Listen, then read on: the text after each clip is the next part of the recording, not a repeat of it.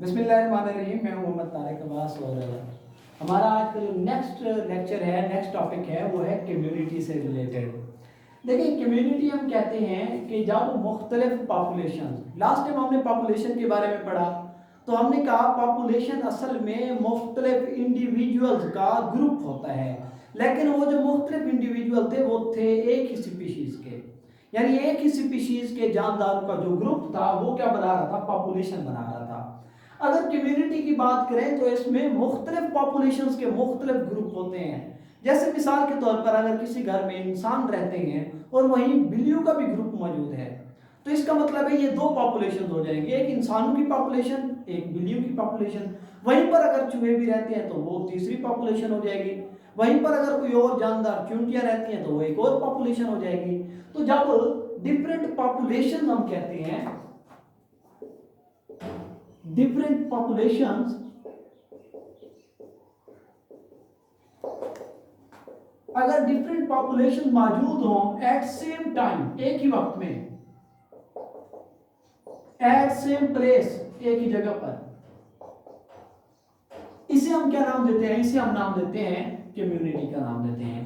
اسے ہم کیا نام دیتے ہیں, کمیونٹی کا. بس ہم یہ کہہ سکتے ہیں کہ یہ جو ہمارے پاس پاپولیشن ہوتی ہے اس میں ایک ہی سپیشیز کے جاندار ہوتے ہیں, جبکہ کمیونٹی کے اندر مختلف سپیشیز کے جاندار ہوتے ہیں, یعنی مختلف پاپولیشن ہوتی ہیں جو مل کر اکٹھے رہتی ہیں. اب آپ دیکھیں, جب مختلف پاپولیشن رہتی ہے کسی جگہ پر تو وہ آپس میں بھی ان کا تعلق ہوتا ہے اور اس ماحول کے بے جان اجزاء کے ساتھ بھی وہ تعلق رکھتے ہیں. کمیونٹی کی اگر بات کریں تو کمیونٹی دو طرح کی ہو سکتی ہے. ہمارے پاس سمپل کمیونٹی بھی ہوتی ہے, کمپلیکس کمیونٹی بھی ہوتی ہے. Simple community and complex community. اب دیکھیں, نام سے ہی ریپریزنٹ ہو رہا ہے, ظاہر کر رہا ہے کہ سمپل کمیونٹی میں ایسی کمیونٹی ہے جو بالکل سادہ ہو.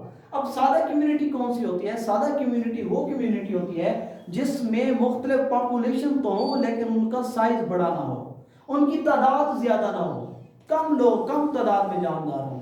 جیسے مثال کے طور پر سمپل کمیونٹی میں اگر کوئی درخت گرا پڑا ہے, اس درخت کے اوپر آپ دیکھتے ہیں کوئی چونٹیاں وغیرہ رہنا شروع کر دیتی ہیں, کوئی کیڑے مکوڑے رہنا شروع کر دیتے ہیں, تو وہ ایک درخت کی کمیونٹی ہے.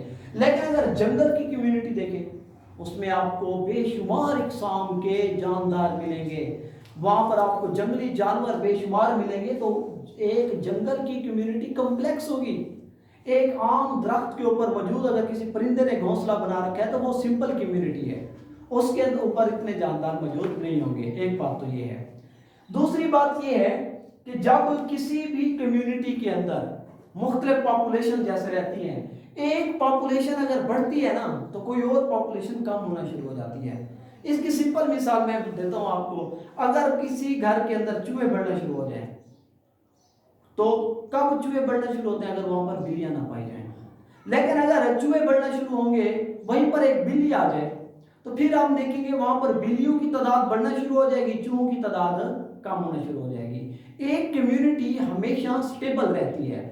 سٹیبل اس طرح رہتی ہے کہ اس کمیونٹی کے اندر جتنے بھی جاندار رہتے ہیں, اگر کسی ایک پاپولیشن میں اضافہ ہوتا ہے, اس کے سائز میں اضافہ ہوتا ہے, اس کی تعداد میں اضافہ ہوتا ہے, تو کسی دوسری پاپولیشن کے سائز میں کمی آنا شروع ہو جاتی ہے. اس کے علاوہ ہم ان کمیونٹیز کے اندر تمام لیول دیکھتے ہیں, تمام لیولز کو اسٹڈی کرتے ہیں. لیولز آف آرگنائزیشن جو کہ ہم پہلے بھی پڑھ چکے ہیں اپنے لیکچر میں.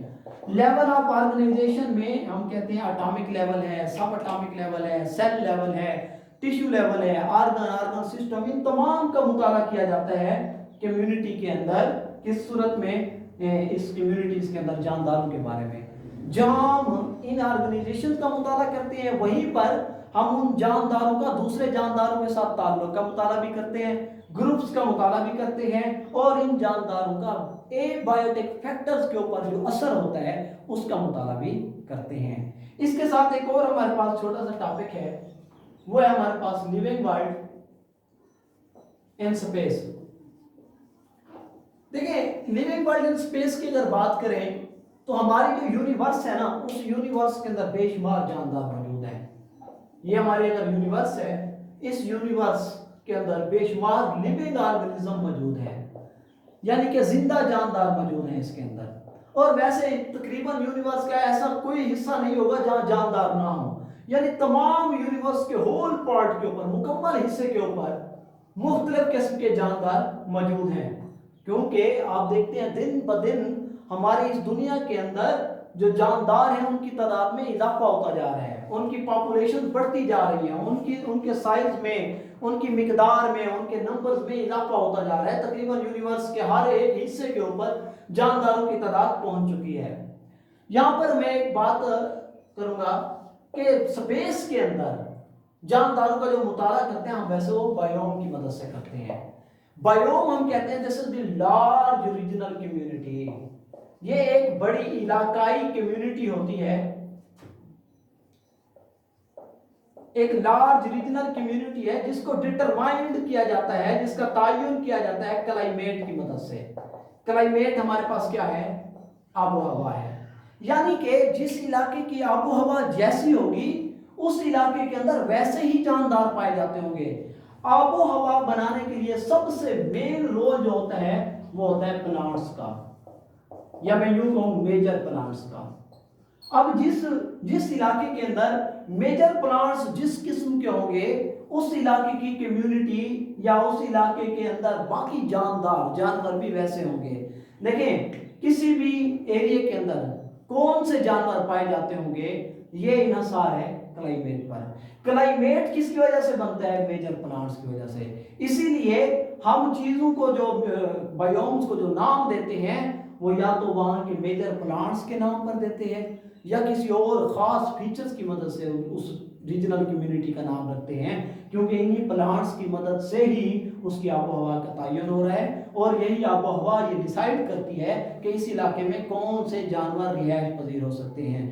مثال کے طور پر دیکھیں یہ جو ہمارے پاس مختلف جنگلی جانور ہیں وہ ہمارے ان ایریاز کے اندر نہیں رہ سکتے۔ ایسے جاندار جو ٹھنڈے علاقوں میں رہتے ہیں وہ ہمارے ان گرم علاقوں میں نہیں رہ سکتے، اور جو جاندار ان گرم علاقوں میں رہتے ہیں ان کے لیے ٹھنڈے علاقوں میں جہاں برف باری ہوتی ہے وہاں پر رہنا مشکل ہے۔ اسی لیے ہم کہتے ہیں کہ یہ جو آب و ہوا ہے یہ تعین کرتی ہے کہ کون سے جاندار رہیں گے۔ یہ ہمارے پاس ایک چھوٹا سا ٹاپک تھا، اس کو آپ پڑھیے گا انشاءاللہ، مزید نیکسٹ لیکچر کے ساتھ آئیں گے۔ السلام علیکم۔